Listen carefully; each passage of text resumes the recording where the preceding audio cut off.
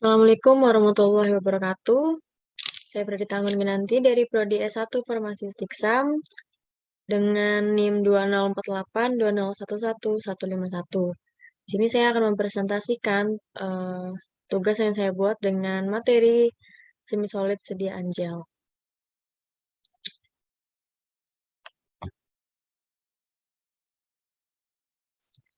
Pertama kita masuk ke definisi gel. Gel adalah sediaan semi padat yang terdiri dari suspensi yang dibuat dari partikel organik kecil atau molekul organik besar, berpenetrasi oleh suatu cairan. Gel adalah sistem semi padat yang pergerakan medium pendispersinya terbatas oleh sebuah jalinan jaringan 3 dimensi dari partikel-partikel atau makromolekul yang terlarut pada fase pendispersi. Gel memiliki sistem-sistem dispersi yang banyak, tersusun dari air, serta sangat rentan terhadap terjadinya instabilitas fisik, kimia, maupun mikroba. Pada umumnya, instabilitas fisik yang terjadi pada gel yaitu sineresis yang mana keluarnya medium dispersi dari sistem akibat adanya kontraksi sistem polimer gel. Lanjut ini kita ke jenis-jenis gel. Jenis gel yang pertama ada hidrogel. Hidrogel mengandung silika, bentonit, pektin, sodium alginat, metil selulose, dan alumina. Untuk organik gel, itu biasanya mengandung organik liquid aja. Terus karbomer gel. Karbomer gel dispersi berair dinetralkan dengan natrium hidroksida atau triethanolamin. Terus ada metil selulose gel, Strax, gliserid, aluminium hidroksid gel. Lanjut ke komposisi. Di sini sebelum membuat gel, kita harus menyediakan gelling agent sebagai pembentuk gel. Terus ada air, humektan, kosolven untuk meningkatkan kelarutan senyawa yang tidak larut dengan baik. Lalu ada pengawet preservatif juga dan alat stabilizers. Untuk pembuatan gel, cara pembuatan gel secara umum. Sini ada pertama, semua bahan harus dilarutkan dahulu pada perlarut atau zat pembawanya sebelum menambahkan gelling agent. Jika pada formulasi terdapat pelarut organik yang polar seperti etanol, propil glikol, selulose didispersikan pada fase organik, kemudian ditambahkan fase air. Agar serbuk tersebar dan untuk mencegah penggumpalan, maka temperatur pelarut yang awal harus digunakan untuk membatasi penggumpalan dan disolusi yang tidak baik, yaitu digunakan air panas dan diaduk secara cepat sehingga partikel terdispersi sebelum lapisan permukaannya mengembang dan melekat. Kemudian, terakhir tambahkan air dingin supaya pengembangan gel sempurna. Ini adalah proses pembuatannya yang terus lanjut evaluasi gel. Evaluasi gel itu yang pertama ada kontrol kualitas dan evaluasi stabilitas gel. Untuk kontrol kualitas sendiri, yang pertama ada penampilan. Penampilan pada sediaan gel yang baik adalah gel yang penampilannya bening atau transparan. Lalu keseragaman, agar mengetahui kandungan obat yang seragam, sehingga dapat menghasilkan efek terapeutik yang seragam pula, yaitu tidak berlebihan dan tidak kurang. Lalu ada berat volume yang ini udah pasti untuk mengetahui berat jenis suatu sediaan gel. Lalu ada viskositas. Viskositas gel itu sebaiknya tidak terlalu encer dan tidak pula terlalu kental karena akan kesulitan dalam penggunaannya. Lalu ada kejelasan dan pH. Nilai pH yang baik biasanya itu nilai pH yang mendekati kulit yang berkisar antara 5 sampai 6,5. Untuk evaluasi stabilitas gel, yang pertama ada stabilitas fisik, lalu ada penyusutan, pemisahan cairan dari gel, perubahan warna, dan stabilitas mikroba. Untuk contoh formula, di sini saya memakai bahan aktif triklosan 0,5 gram, dan 1 gram. Lalu dilanjutkan dengan alkohol 70% sebanyak 60 ml, karbomer 940 0,5 gram, tea 2 tetes, metil paraben 0,2 gram, gliserin 1 ml, dan aquadem.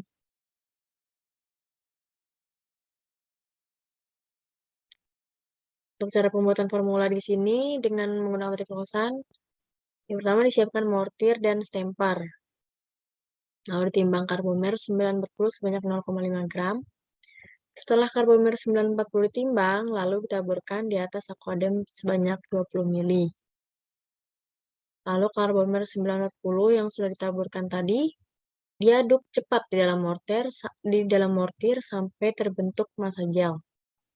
Lalu tambahkan TiA sebanyak 2 tetes, ditimbang metil paraben sebanyak 0,2 gram, sambil juga diukur alkohol 70% sebanyak 5 ml. Nah, kemudian metil paraben dilarutkan dalam alkohol 70% sebanyak 5 ml tadi, lalu dimasukkan ke dalam mortir dan diaduk sampai homogen. Diukur alkohol sebanyak 55 ml juga, ditimbang triclosan 0,5 gram untuk konsentrasi 0,5 dan 1 gram untuk konsentrasi 1%.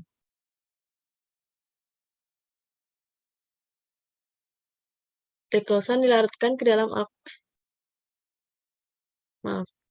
triclosan 0,5 gram untuk konsentrasi 0,5% dan 1 gram untuk konsentrasi 1%.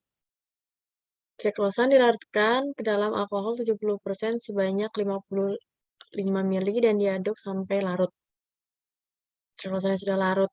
Kemudian dimasukkan ke dalam mortir, dicampur sampai homogen. Lalu dipindahkan ke dalam beker gelas yang sudah dikalibrasi, dan yang terakhir ditambahkan aquadem sampai 100 ml. Diaduk sampai homogen. Di sini ada evaluasi formula untuk sediaan gel dengan bahan aktif triclosan, yaitu dengan mengamati karakteristik fisika yang meliputi organoleptis, homogenitas, pH, berat jenis, viskositas, sifat alir, dan daya antiseptik. Di sini ada tabel untuk hasil evaluasi organoleptis dan homogenitas gel. Juga terdapat yang basis gel, dan tentunya triclosan 0,5% dan 1%. Untuk organoleptis, basis gel itu bening dan bau alkohol. Lalu untuk triclosan 0,5 dan 1% berubah menjadi agak putih dan bau alkohol. Untuk homogenitasnya homogen, aman. Lalu di sini ada hasil evaluasi pH gel.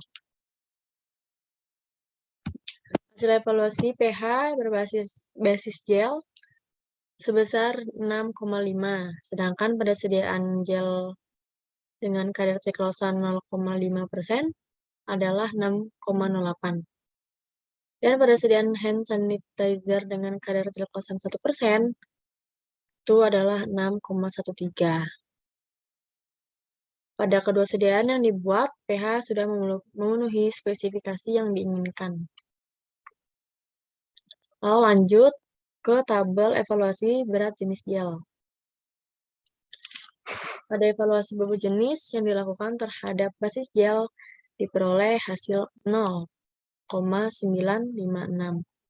Sedangkan pada sediaan gel dengan triclosan 0,5% diperoleh 0,974. Dan pada sediaan triclosan 1%, beberapa jenis yang dihasilkan yaitu sebesar 1,011. Ini udah menggunakan replikasi 3 kali, sebanyak 3 kali, dan udah dihitung rata-ratanya juga. Jadi saya langsung menjelaskan langsung mendikte rata-ratanya. Hasil dari data statistik, berat jenis antara basis gel, sediaan gel, dan dengan triclosan 0,5 dan 1%, yaitu berbeda signifikan, sehingga dapat disimpulkan bahwa pada evaluasi berat jenis menunjukkan konsentrasi mempengaruhi berat jenis sediaan. Jadi beda konsentrasi, beda juga berat jenis sediaan. Lanjut, di sini ada hasil evaluasi viskositas gel. Pada evaluasi viskositas gel, memiliki viskositas sebesar 5,62 sebesar 5.626 CPS.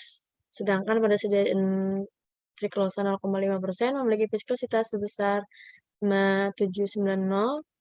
Sedangkan pada triklosan gel dengan triklosan 1% dihasilkan viskositas sebesar 5.747. Nah, di sini menurut data analisis statik, evaluasi viskositas antara basis gel, sediaan gel dengan triklosan 0,5% dan sediaan gel dengan triklosan 1%, viskositasnya tidak beda signifikan. Hal ini dikarenakan konsentrasi basis yang digunakan adalah sama, yaitu karbomer 0,2%, dan perbedaan konsentrasi bahan aktif tidak mempengaruhi viskositas sediaan.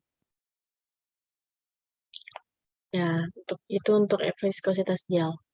Lalu hasil penurunan uji daya gel. Nah, di sini dapat dilihat bahwa gel dapat menurunkan jumlah mikroba pada ibu jari kiri sebanyak 35,5%. Ini untuk yang basis. Lalu untuk gel mengandung triklosan 0,5, ibu jari kirinya itu sebanyak 46,22%. Lalu triklosan 1% yaitu 57,57%.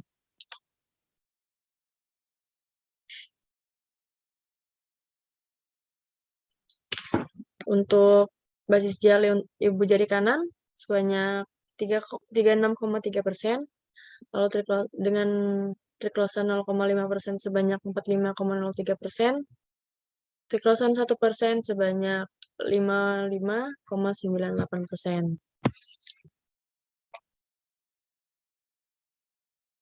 Nah, itu dia tadi yang saya dapatkan, evaluasi-evaluasi yang bisa kita lihat di sini. Sediaan gel dengan bahan aktif triklosan. Ya. Sekian presentasi saya. Mohon maaf bila ada kesalahan kata. Wassalamualaikum warahmatullahi wabarakatuh. Terima kasih.